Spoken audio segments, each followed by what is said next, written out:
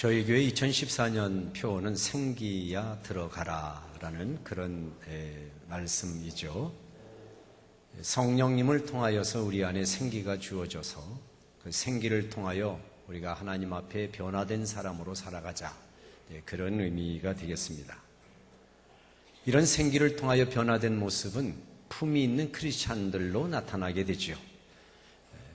요즘 시대가 요구하는 크리스찬들의 모습은 바로 그런 품이 있는 크리스찬들을 이 시대에는 원하고 있습니다.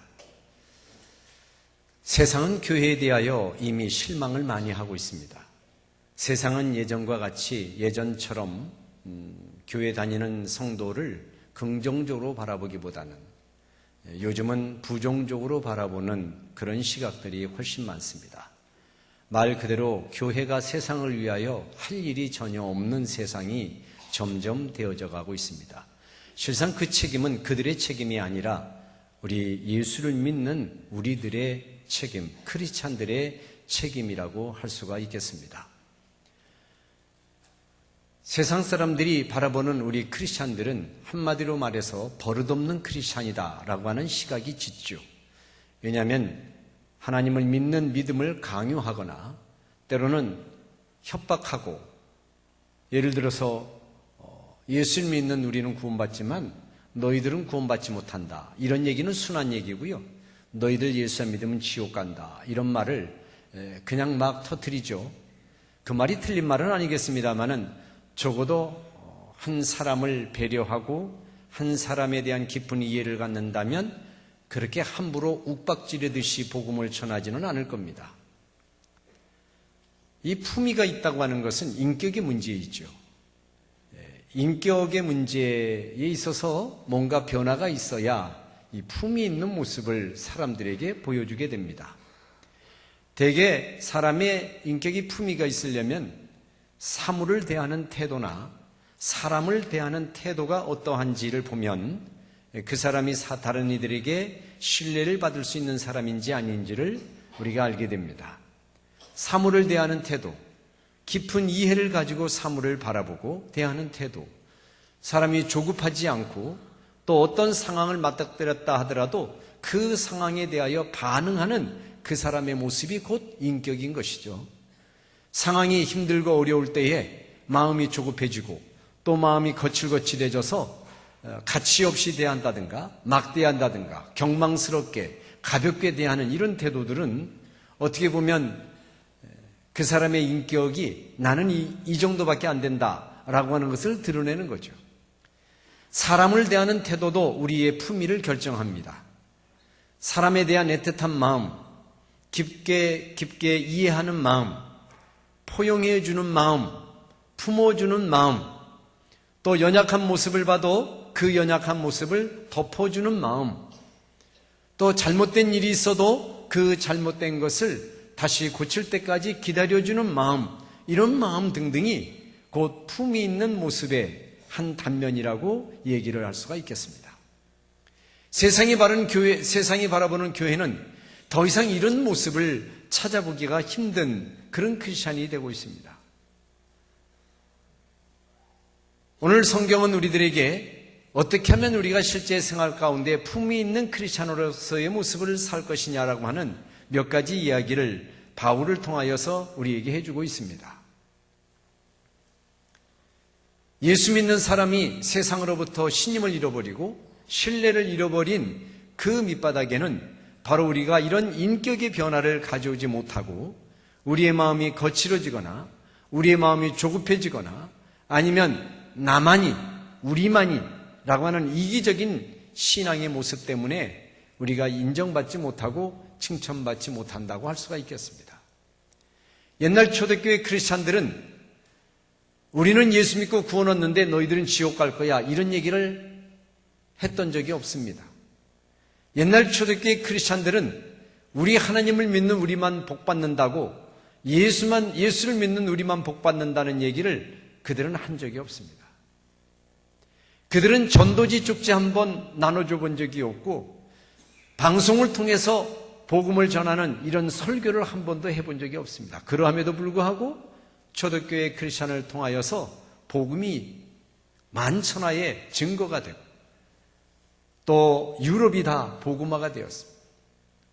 도대체 그들이 가지고 있는 그 무엇이 그 지역에 있는 사람을 복음화하고 예수를 믿게 했을까? 그것은 변화된 그들의 인격이었습니다. 당시 로마는 그 근방에 있는 모든 땅덩어리를 다 차지하고 이스라엘도 역시 로마의 속국이 되어서 다스려지고 있는 때입니다. 많은 이스라엘 사람, 특별히 예수 믿는 사람들도 로마의 귀족의 집이나 아니면 부자의 집에 하인으로 들어가서 일을 하게 됩니다. 그 하인으로 들어가서 일을 하게 되는데 크리스찬들이 얼마나 주인을 모시고 섬기는 것이 남다른지, 다른 하인들보다 크리스찬 하인들이 더욱 성심성의껏 주인을 섬기고 잘하는 거예요. 꾀를 부리지 않고 딴 생각 품지 않고. 부자들이 거느린 하인들은 어떤 집은 300명이 넘는다는 그런 기록이 있다고 그럽니다. 세수할 때 물 떠주는 하인이 따로 있고, 세수를 마친 후에 얼굴을 닦으라고 수건을 대령하는 그런 하인이 따로 있고, 주인님이 나가시면은 신발을 씻겨주는 하인이 따로 있고, 신발을 벗겨주는 하인이 따로 있고, 이렇게 하인들은 온천지의 하인입니다. 부잣집은. 그런데 그 중에 크리스찬들이 많았었는데, 그런 크리스찬들이 그런 그 잔일 또는 창피스러운 일, 굳은 일, 이런 것 마다하지 않고 아주 마음을 다하여서 섬기는 그 크리스찬들의 모습을 보고 그 부잣집의 로마 사람들이, 귀족 출신의 로마 사람들이 마음의 감동을 얻는 거예요. 그리고 그 시대는 정조관념이 흐려져서 남자든 여자든 그것이 완전히 무너진 시대예요. 그래서 심지어 남자들이 멀리 외국에 전쟁하러 나가면 여자가 정조를 함부로 하지 못하도록 정조대를 만들어서 지켰다는 그런 얘기는 유명하죠. 그 정도로 정조관념이 흐트러지고 성적인 타락이 만연했던 시대예요. 그랬던 그들이 내 아들을 장가 보내려면, 내 딸을 시집 보내려면 예수 믿는 사람에게 보내자라고 하는 얘기들이 생겨나기 시작해요. 왜냐하면 다른 사람들은 다 정조를 잃어버려도, 순교를 잃어버려도 예수 믿는 사람들은 순교라고, 예수 믿는 사람은 신실하다고 하는 것이 보통 사람들 사이에 났던 정평이었기 때문에, 그래서 아낌없이 자기의 딸을 크리스찬 남자에게 주고 아낌없이 자기 아들 크리스찬 여자에게 장가를 보내고, 그런 일들이 만연해졌습니다. 핍박을 당하는 그 시대에는 크리스찬들이 핍박을 당하면 원형 경기장에 그 크리스찬들을 잡아놓고 줄을 세워서 한 사람씩 한 사람씩 나와 맹수한테 잡혀 죽게 하고, 수많은 군중들이 원형 경기장에 모여 그 죽어가는 사람을 보며 환호를 지르고 박수를 치고, 그 자극적인 장면이 더 자극적이면 자극적일수록 이 군중들은 더 환호를 지르고, 크리스찬과 크리스찬들끼리 싸움을 붙여서 둘 중에 한 사람이 죽을 때까지 싸우도록 만드는 그런 일들을 벌였습니다. 그 위에 대기하고 있는 크리스찬들, 내 사랑하는 형제가 거기서 맹수한테 잡혀 죽으면 그 다음 사람이 또 들어가야 될 순서가 다 정해져 있어요. 줄을 서 있어요. 싸우는 사람들이 서로 싸울 때에 서로 먼저 찌르지 않으려고, 형제여 자네가 먼저 나를 죽이게나, 내가 자네의 칼에 먼저 죽고 싶네. 그러면은 상대방에 있는 형제는 그럴 수 없습니다. 어떻게 제가 먼저 죽겠습니다. 저를 먼저 찌르십시오. 싸움이 안 돼요. 싸움이 안 되면 군인들은 와가지고 채찍질을 하면서 빨리 싸우라고 싸움을 붙이고, 싸우지 않으면 거기서 구경하는 그 원형 경기장에 모인 사람들은 막 환호를 지르고 야유를 퍼부고, 그러면서 크리스찬들이 서서히 그 자리에서 죽어가요.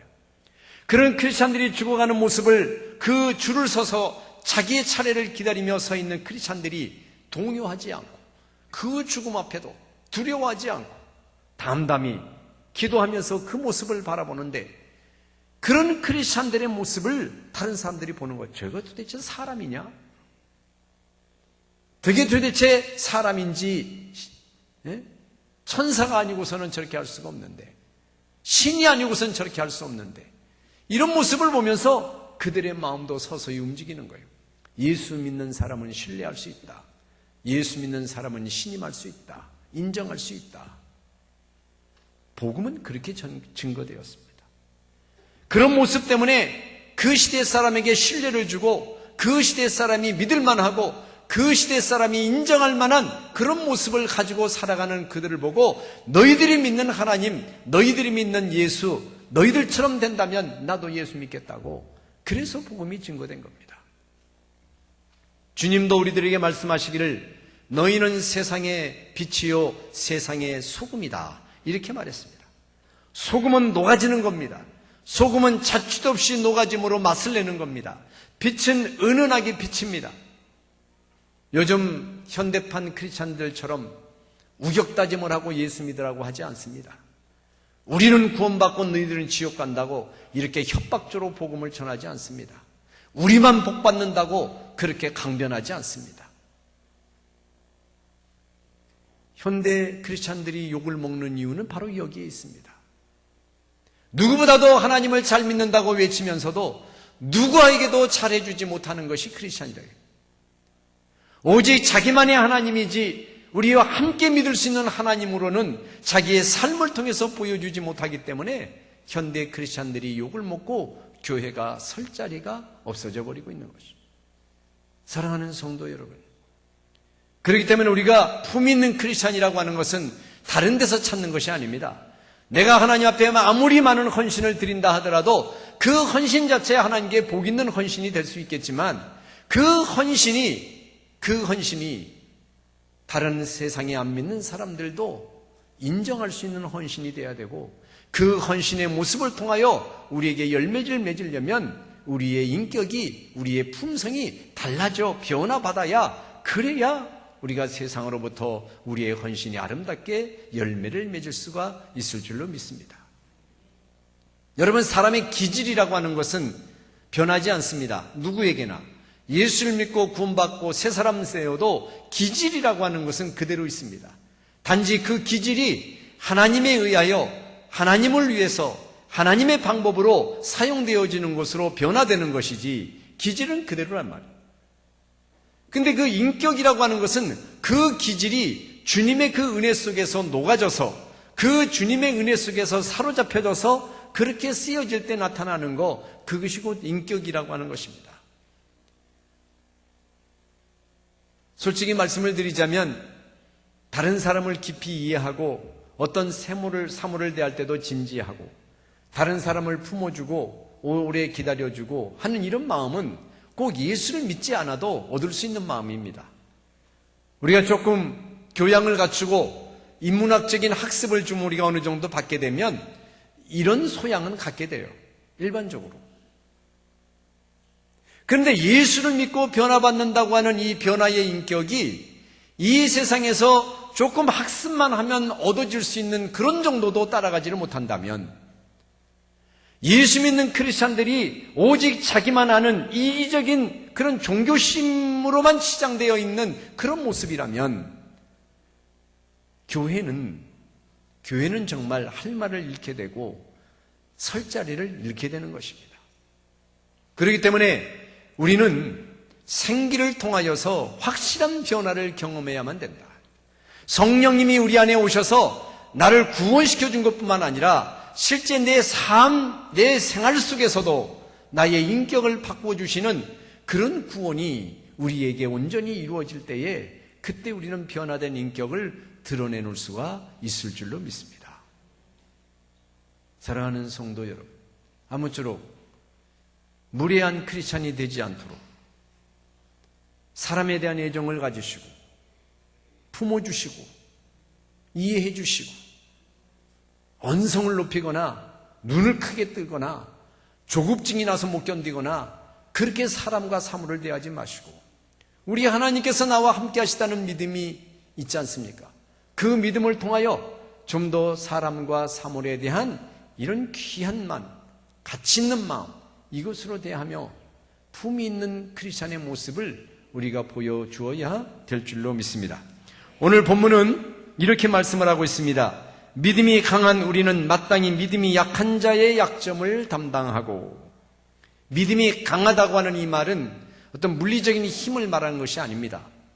믿음이 앞서 있는 사람, 하나님을 먼저 경험한 사람, 이런 사람이라고 얘기할 수 있겠죠. 바로 우리들과 같은 사람입니다. 하나님을 먼저 경험했다고 하는 너희들, 하나님 앞에 먼저 은혜 받았다고 하는 너희들, 구원받은 하나님의 성도라고 하는 너희들은 마땅히 믿음이 연약한 자의 약점을 담당해라. 마땅히, 반드시, 선택의 문제가 아니고 필수다 이거죠. 연약한 자의 약점을 담당해 주는 것은 선택의 문제가 아니다. 해도 되고 안 해도 되고 하는 문제가 아니다. 이거는 필히 해야 되는 필수적인 거다. 우리의 의무요, 우리의 책임이요, 우리의 사명이다라고 말씀을 하는 겁니다. 믿음이 앞선 자는 믿음이 약한 자, 여기서 믿음이 약한 자는 아직 하나님을 경험하지 못한 분들, 또 하나님을 믿어도 아직도 믿음이 성숙되지 못한 분들, 다듬어지지 않은 분들이라고 얘기할 수 있겠죠. 이런 이들의 약한 부분을 너희들이 담당하라고 말씀했습니다. 담당한다는 말은 책임을 진다는 말은 아닙니다. 담당한다는 것은 받쳐준다는 의미가 있습니다. 지게가 큰 짐을 싣고 있으면 지게의 작대기로 받쳐주지 않으면 그 지게는 넘어갑니다. 그 지게가 짐을 지고 있지 않을 때는 그냥 세워도 세워집니다. 근데 짐을 많이 지면 균형을 잡지 못합니다. 지게의 작대기로 받쳐줘야만 버틸 수가 있습니다. 믿음이 앞선 자, 하나님을 경험한 자, 품 있는 크리스찬이 해야 할 일은 뭐냐면, 이런 연약한 자, 아직 하나님에 대한 이해가 부족한 자, 그로 말미암아 나타나는 그들의 연약함을 살며시 받쳐주는 일을 필수적으로 해야 된다는 겁니다. 교회가 하나님을 알리기 위한 다양한 방법을 선택을 합니다. 총동원 전도도 합니다. 그래서 수많은 사람에게 오늘날 이 사람 전도하겠습니다, 저 사람 전도하겠습니다 해서 많은 사람이 옵니다. 돈도 많이 들여서 상품도 주고 경품도 하고, 왜? 사람을 끌어야 되니까. 그래서 많은 사람이 옵니다. 그리고 그 행사가 끝나면 다 가버립니다. 썰물 빠져나가듯이. 그리고 몇 명이 예수 믿게 됐네, 몇십 명이 전도됐네.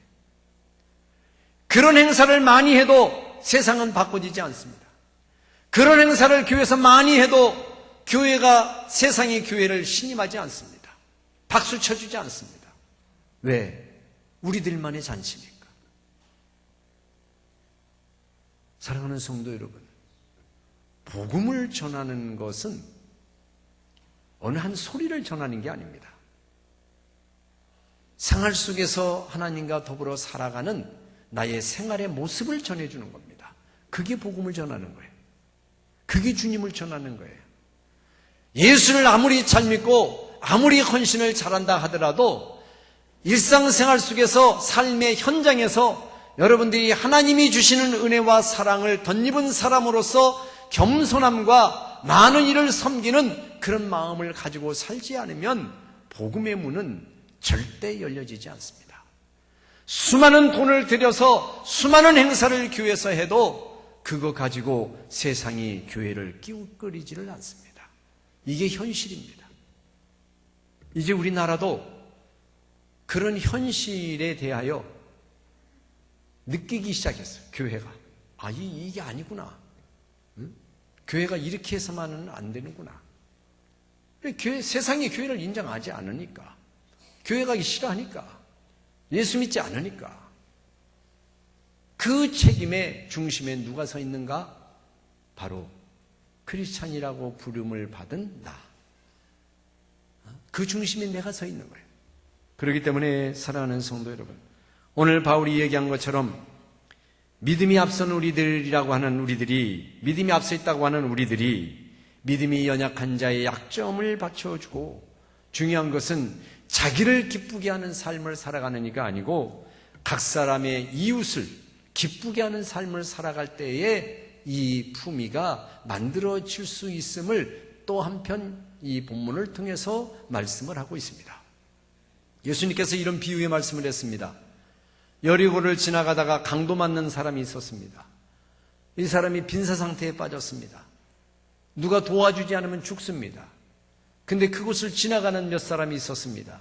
첫 번째 제사장이 지나갑니다. 그 다음에 레위인이 지나갑니다. 지나가면서 그 죽어가는 사람을 한번 흘낏 보고는 못 본 채 그냥 지나갑니다. 아마 제사장은 그날이 안식일이었는지 모르겠습니다. 제사를 드리러 하나님께 예배 드리러 가는 중인지 모르겠습니다. 피를 만지면 부정을 타니까, 죽은 시체를 만지면 부정을 타니까, 하나님 앞에 예배를 드릴 수 없게 되니까 그냥 지나갔는지 모르겠습니다. 레위인도 그냥 지나갔습니다. 다들 보면은 종교적인 이유 때문에 그냥 지나갔습니다. 종교적인 이유라면 정말 그 사람을 살려야 되는 것이 종교적인 이유, 그 목적을 이루는 것임에도 종교적인 이유 때문에 그냥 지나갑니다. 마지막 세 번째로 그 곁을 사마리아 사람이 지나갑니다. 사마리아 사람은 이스라엘 사람들이 개처럼 여기는 사람들입니다. 사마리아 사람도 원래 이스라엘 사람들이었지만은 그들이 국경 그 근처에 살아갔던 사람이기 때문에 하루에도 몇 번 약탈을 당하고 이웃 이방인들이 쳐들어와서 사람을 잡아가고 하니까 이스라엘의 혈통이 다 흐려져 버렸습니다. 순수한 혈통이 없어져 버렸어요. 그래서 이스라엘 사람들은 그런 순수한 이스라엘의 혈통을 잃어버린 사마리아 지역에 살아가는 사람을 이스라엘 사람으로 인정하지 않습니다. 그들은 버림받은 사람으로 인정합니다. 개처럼 여깁니다. 바로 그런 사람이 사마리아 사람인데, 그 사마리아 사람이 옆을 지나가다가 이 거반 죽어가는 빈사 상태에 빠진 이 사람을 들쳐업고 상점으로, 가게로 갑니다. 주막으로 갑니다. 가서 이 사람을 좀 치료해달라고 응급처치를 하고 돈을 주면서 내가 좀 얼른 좀 다녀올 일이 있으니 돈이 더 들면은 내가 줄 테니까 이 사람을 정말 살려야 된다고 그렇게 하고 갑니다.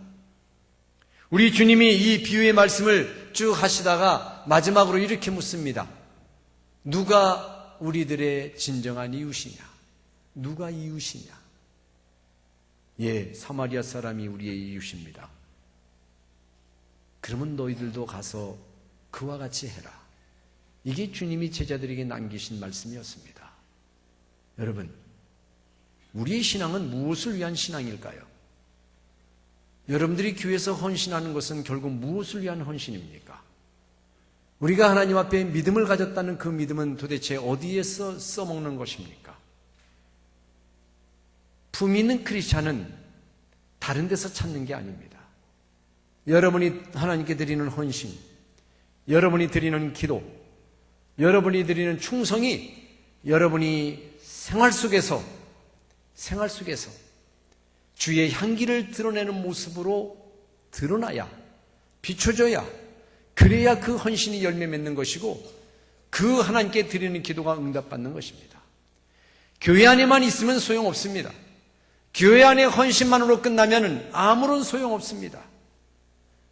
우리 주님이 사마리아인의 비유를 통하여서 우리에게 경각심을 주는 것을 다시 한번 우리가 생각해 봐야 됩니다.